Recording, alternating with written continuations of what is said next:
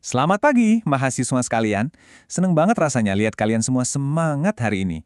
Selamat datang di kelas kita, di mana kita bakal membedah tuntas salah satu penemuan paling bisa dibilang revolusioner di dunia medis.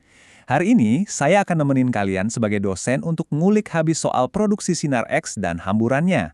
Jadi, cari posisi duduk paling nyaman, pasang telinga baik-baik, karena materi ini tuh nggak cuma penting buat pemahaman kalian, tapi secara harfiah luar biasa menakjubkan. Tapi sebelum kita pusing sama teori teknis, coba deh bayangin sebentar.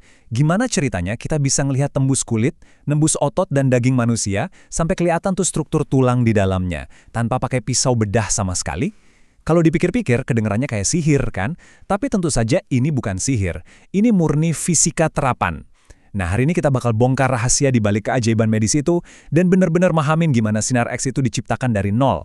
Biar terarah, ini 5 poin yang bakal kita bahas hari ini. Pertama, pengantar konsep sinar X.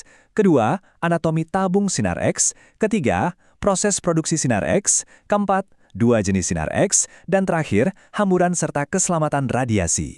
Oke, kita langsung masuk ke bagian pertama, pengantar konsep sinar X. Pertanyaan mendasarnya, sinar X itu sebenarnya apa sih? Berdasarkan literatur kita, sinar X itu pada dasarnya adalah radiasi gelombang elektromagnetik. Tapi ingat, radiasi ini nggak muncul begitu saja dari udara kosong. Sinar X itu diproduksi lewat interaksi yang sangat spesifik antara elektron dengan sebuah target, yang kita sebut sebagai anoda. Dan tolong garis bawahi ini ya, proses ini mutlak banget harus terjadi di dalam tabung hampa udara. Kenapa? Karena kalau nggak hampa udara, elektron-elektron tadi bakal nabrak molekul udara duluan, terus kehilangan energinya sebelum sempat bikin sinar X. Mubazir kan? Lanjut ke bagian kedua, anatomi tabung sinar X. Coba kita bedah struktur tabung kaca Pyrex hampa udara yang jadi tempat terjadinya reaksi ini. Di satu sisi kita punya katoda, si kutub negatif. Di dalam katoda ini ada filamen, bentuknya mirip banget sama kawat pijar di lampu bohlam zaman dulu. Nah, dari sinilah awan elektron itu berasal. Terus di sisi seberangnya, kita punya anoda, kutub positif, yang dipasangi target berbahan tungsten. Jarak antara katoda dan anoda ini ibarat sirkuit balapan super cepat buat elektron-elektron kita. Kebayang ya bentuk mesinnya? Sip, mari kita nyalakan mesin ini. Masuk ke bagian ketiga, proses produksi sinar X. Proses ini kejadiannya cepat banget, dalam hitungan sepersekian detik. Tapi mari kita pecah jadi 3 langkah biar gampang dicerna. Langkah pertama, filamen di katoda dipanaskan. Pemanasan ini memicu elektron lepas secara masif, bikin semacam awan elektron. Langkah kedua, generator dinyalakan. Ini ngasih beda potensial atau tegangan listrik yang luar biasa tinggi antara katoda negatif dan anoda positif. Karena elektron itu muatannya negatif, otomatis mereka langsung ketarik dengan kekuatan gila-gilaan ke arah anoda positif. Dan langkah ketiga, elektron yang ngebut banget ini akhirnya nabrak target anoda secara brutal. Nah, tabrakan hebat inilah yang mengubah energi kinetik jadi sinar X. Tapi tunggu, ini bagian yang paling bikin geleng-geleng kepala. Dari tabrakan super dahsyat yang barusan saya ceritain, coba kalian tebak berapa persen energi kinetik yang benar-benar sukses jadi sinar X. Cuma 1%. Serius, cuma 1%. Sisanya yang 99% terbuang percuma jadi panas yang ekstrim banget.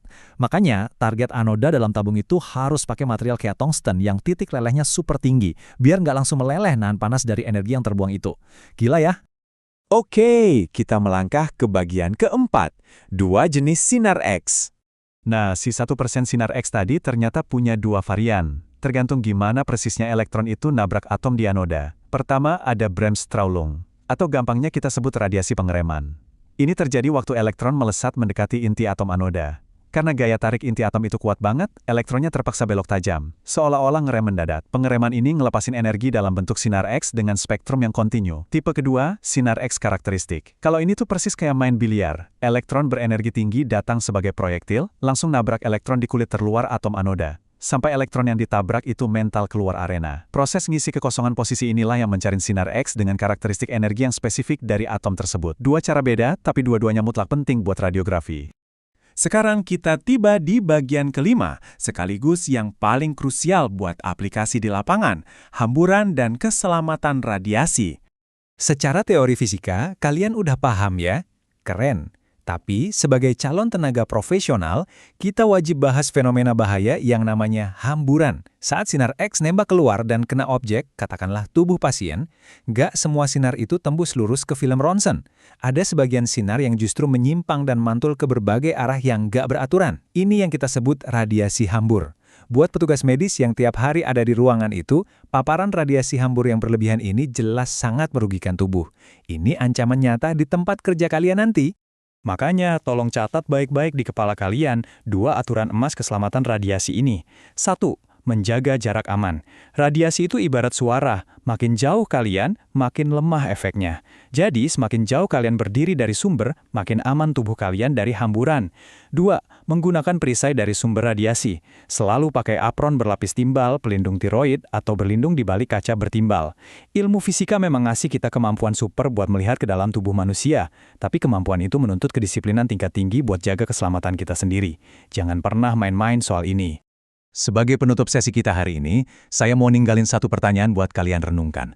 Kita udah bahas fakta bahwa teknologi tabung sinar X yang kita pakai sekarang ini sangat tidak efisien, membuang 99% energinya sebagai panas. Dengan fakta ini, gimana kira-kira fisikawan dan insinyur di masa depan, atau bahkan kalian sendiri di ruangan ini nanti, bisa nemuin cara yang jauh lebih efisien untuk ngelihat sesuatu yang tak terlihat? Apakah ada material baru di luar sana? Atau mungkin ada hukum fisika lain yang belum kita manfaatkan secara maksimal? Teruslah bertanya, dan pastinya teruslah belajar. Terima kasih banyak atas energi dan fokus kalian hari ini. Kelas saya tutup.